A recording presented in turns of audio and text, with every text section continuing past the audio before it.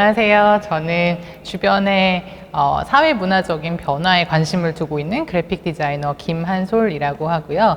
제가 속한 사회나 생태계에 작은 도움이 되고자 2020년부터 비주얼 레포트 서울이라는 실험 전시 프로젝트를 기획하고 운영을 하고 있습니다. 비주얼 레포트 서울은 2020년도에 코로나19 상황에서 전염병으로 인해 변화된 일상을 조명하는 전염과 면역이라는 전시를 1회로 진행을 했었고요. 작년에는 부동산 투기라던가 아니면 재개발 관련된 이슈를 다룬 땅 따먹기라는 주제의 전시를 진행을 했고, 올해는 쓰레기 중에 가장 쓰레기 같은 쓰레기라는 제목의 전시로 3회째 전시를 운영할 예정입니다. 2019년도에 광주 디자인 비엔날레에 작가로 참여할 기회가 있었는데, 그때 두성에서 종이 후원을 해주면서 연이 좀 시작이 되었어요.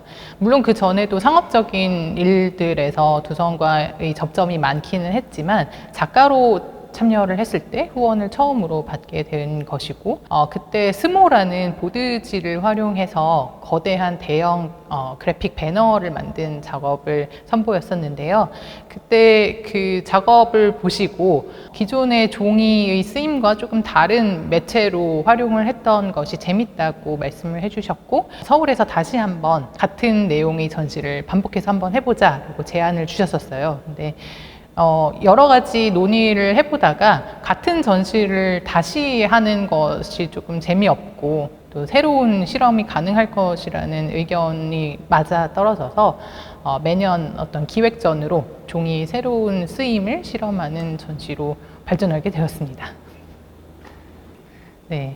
올해 전시 구성은 조금 특이한데요. 이전에 1회, 2회에 비해서 조금 특이한 구성으로 설정을 했는데, 전시는 크게 두 파트로 나뉘어집니다. 비주얼 레포트라는 이름으로 그룹으로 진행이 되는 이번 전시는 리서치 파트하고 전시 파트로 이렇게 구분이 되는데, 먼저 리서치 파트에서 리서치 결과물을 자연스럽게 책으로 엮고, 그리고 리서치 과정 중에 나왔던 어떤 주제를 가지고 이걸 전시로 풀어내는 방식을 생각을 했었어요. 올해를 대표할 수 있는 사회문화적 키워드로 비주얼 레포트 서울이 주목했던 키워드는 대선과 지방선거로 관심이 모아졌던 투표라는 키워드였었는데요. 우리는 지난 2년 동안 코로나19로 일상이 멈춘 생활을 지속을 했었잖아요.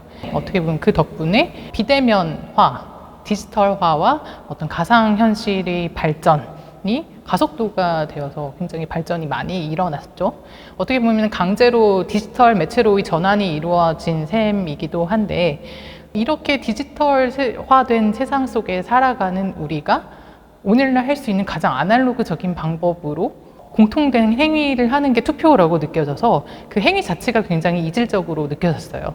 그래서 투표에 관련된 리서치를 한번 해보면 재밌겠다라고 생각을 해서 투표라는 방법을 오늘 먼저 설정을 했었고, 그리고 올해의 투표는 조금 이전의 투표와 다른 모습들이 보였는데, 예를 들어서 투표장에 갔을 때 비닐 장갑을 나눠주고 비닐 장갑을 끼고 투표를 한 다음에 비닐 장갑을 버리게 되는 시스템을 경험을 다들 했잖아요.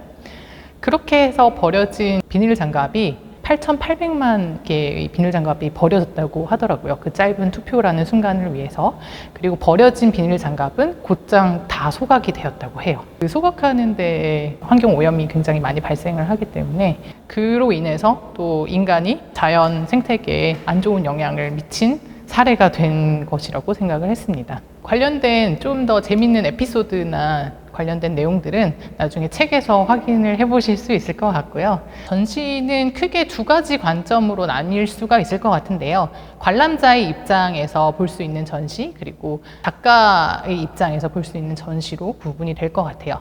작가의 입장에서는 비물리적, 물리적 환경 속에서 우리가 환경 파괴를 일으키는 사건이나 사건의 원인이나 결과, 이 과정 속에서 그것을 대표할 수 있는 어떤 대표적인 성격을 띠는 대상을 하나씩 선정을 하게 되는 거죠. 그래서 그 대상을 그럴싸하게 또 재포장을 해서 쓰레기 중 가장 쓰레기 같은 쓰레기를 대표할 수 있는 후보로 선정을 하게 됩니다. 저는 이것을 쓰레기 생산자의 입장을 대변하는 것이라고 해석을 했었고요.